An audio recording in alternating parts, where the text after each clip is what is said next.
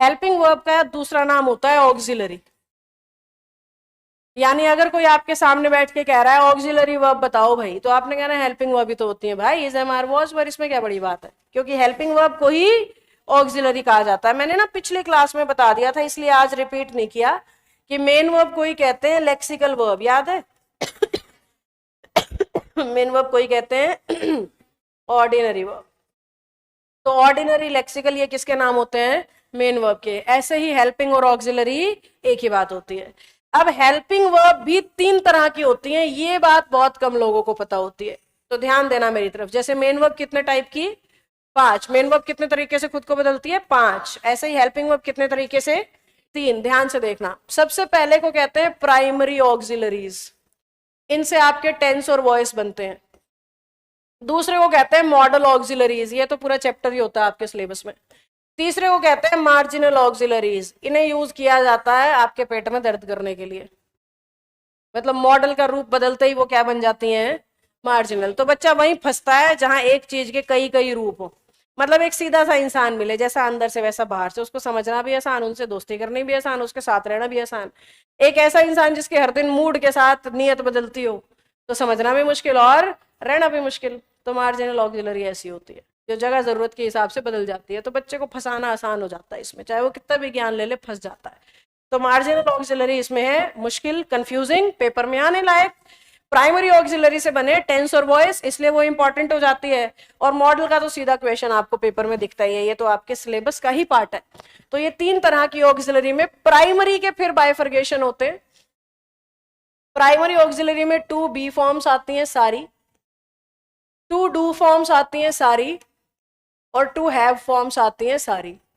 अब ये 2B form क्या होता है मैम? बी की सारी फॉर्म्स। बी की सारी फॉर्म क्या होती हैं?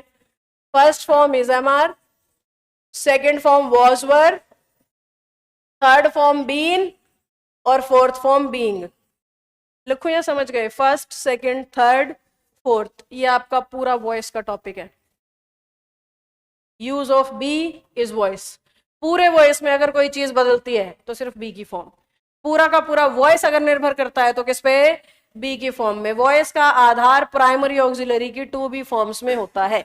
2B फॉर्म्स को हम सीधा सीधा यूज करते हैं टेंस को कन्वर्ट करने के लिए, और टेंस कन्वर्जन वॉइस और नरेशन में ही होता है बस, और कहीं पे भी टेंस को उल्टा पलटी करने की जरूरत नहीं पड़ती। अब 2 हैव, 2 डू फॉर्म्स क्या है? 2 डज और डिड समझ ही गए होंगे आप, और 2 हैव फॉर्म भी समझ ही गए होंगे, हैज, हैव और हैड। इन सबको कहते हैं प्राइमरी ऑक्सिलरी। थोड़ा नोटिस करना, इन्हीं से आपके टेंस बनते हैं। प्राइमरी ऑक्सिलरी से ही सारे टेंस के स्ट्रक्चर बना दिए गए हैं, सिवाय फ्यूचर के, क्योंकि फ्यूचर किसकी मदद से दिखाते हैं? मॉडल्स की मदद से। मॉडल्स कितने होते हैं? 10 होते हैं। Can, could, may, might, shall, should, will, would, must और ought to। इन 10 को कहते हैं मॉडल्स।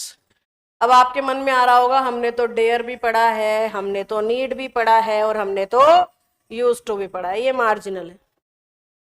मार्जिनल का मतलब ये मॉडल तो होते ही हैं, साथ में मेन वर्ब भी बन जाते हैं, जबकि मॉडल सिर्फ मॉडल होते हैं, कभी भी मेन वर्ब नहीं बनते। मेन वर्ब समझते हो ना आप? तो आप एक्शन, तो मॉडल्स कभी एक्शन का काम नहीं कर सकते, जबकि मार्जिनल एक्शन भी बन जाती हैं और मॉडल का रोल तो प्ले करती ही करती हैं।